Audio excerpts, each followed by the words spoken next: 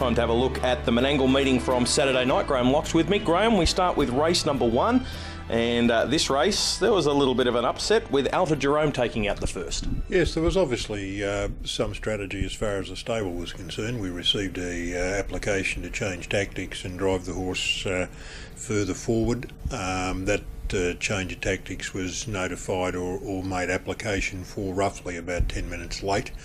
And in all the circumstances, considering the stable's recent history, the stewards elected to then fine Mr Pizzuto $200 for the late notification. It may well be in the future that if in similar circumstances the stewards might decline an application just to make sure that people play the game, Greg, to be honest, and be 45 minutes as they're required to.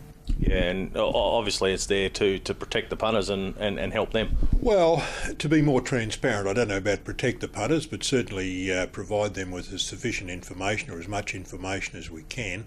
And there'll be those that would hold the view on Saturday night that the information was provided later than they'd prefer, and we think, as far as the rules are concerned, our role is to ensure that that information is out to the public 45 minutes before race time. I noticed that John McCarthy got in trouble but hadn't had a breach for over 10 years. Yeah, rather unusual. Inside the 500 metres, Lauren Pinella on easy on the eye had commenced to make ground around the field in the 3 wide line. John McCarthy elected to shift off the running line, and in doing so pushed easy on the eye into the 4 wide position, and stewards considered that was a breach of the rules, enforcing another runner wider. When we examined he pleaded guilty to the charge. When we examined Mr McCarthy's record, it's over 10 years that he's had a breach of that rule, if at all. So in the end, the stewards elected to issue a reprimand.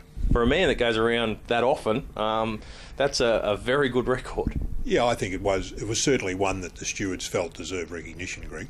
All right, what about anything else out of that first race? We had a couple that had difficulty obtaining clear ground. Oh Johnny Be Good, Millwood Liberty were held up early in the straight, and then late in the straight, Ronald George and Condrio NZ both were held up, and Condrio in particular was untested.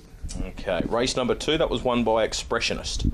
Yeah, we had an incident here about the 200 metres where Floyd Merriweather had become in need of a run, and in doing so shifted out, tightening the running of Seven's Hope, which was checked away, and that resulted in Field the Needs running being checked. Jared Elshin was charged with causing interference and was suspended for a period of 14 days, which will commence at midnight this Saturday. Okay. Race 3, won by He's a Dude. Yeah, look, there is an adjourned inquiry out of this race. It was noticeable that Silverback pushed forward and was being tapped up probably from roughly the 1600 metres, and raced 3 wide for the remainder of the event. And stewards think that Mr Pace needs to explain his driving tactics, and that matter will be adjourned until next Tuesday. Okay. Race number 4. Now, this was the first semi-final of the Australian Pacing Goal. Yeah, look, unfortunately, a couple of the horses here did break as the gate was released. We thought that Pretty Sporty basically broke because it was tightened for room, and we considered to be general tightening, so took no action against the horse, and the same would apply with All Done Up in gate 10. It had a gear issue shortly after the start. We were able to confirm that was the case and took no action against it as well. Okay, race number 5, it was another heat of the Carousel, and this race was taken out by Admiral Bronski. Yeah, look, it was a tactical race. We did get a change of tactics for Cyclone Kate, which is one of the up-and-coming or progressive mares in the state. First up, over 2,300 metres, the stable sought permission to drive that horse further back, which was the case. Admiral Bronski handed up shortly after the start to Katie Perry, which worked forward, and then in turn Cyclone Kate came around them. Look, at the end of the day, probably the 3 horses with the better form in the race fought the race out, and Admiral Bronski and Katie Perry, with being able to improve inside Cyclone Kate, basically fought the race out.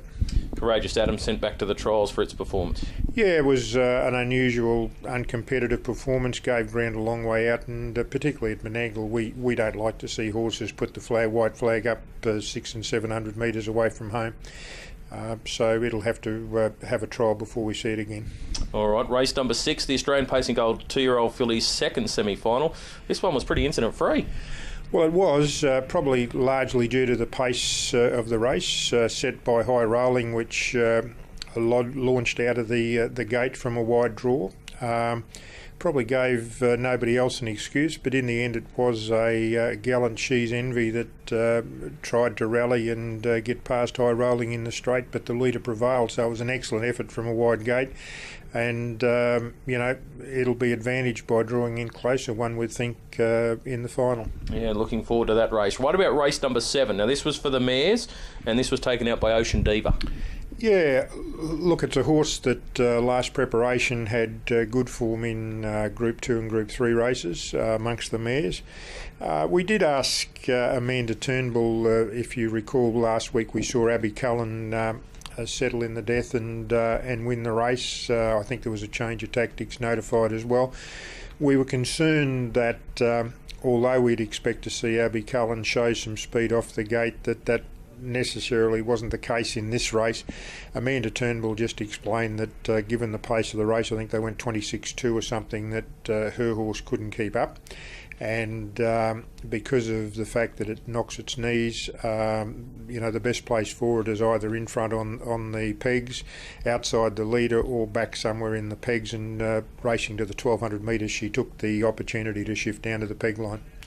That horse also was held up briefly in the straight. Okay, so that's race 7. And the last event, this was taken out by A Lot Better. Well, eventually we got the race underway, Greg. That was a bit of an issue. Firstly, we had change of mind break in the original score-up. Then we had the race delayed through Mr. Dornoff's horse, Royal Hustler, requiring the farrier. Unfortunately, that horse lost the plate that was being put back on shortly after commencing the score-up. But look, basically A Lot Better worked around them and was too strong. That's the story of the race. I know we had the Miracle Mile earlier in the year, but with some big races coming up at Menangle, do you get a little bit excited by the big races? Oh, Greg, I don't think you can work in the industry and not be enthused by the prospect of seeing firstly the better horses, and particularly the young horses, because it's then interesting to follow their careers as they develop into older horses. But also it brings together the better drivers, and in any sport, to see the best of the best participate, to see Gavin Lang, Greg Sugars and those drivers compete with our better drivers in New South Wales, it makes for great racing. And we're not so stoic as stewards that we don't get excited by those prospects as well. All right, well, thanks for that, and we'll speak with you next week. Thanks, Greg.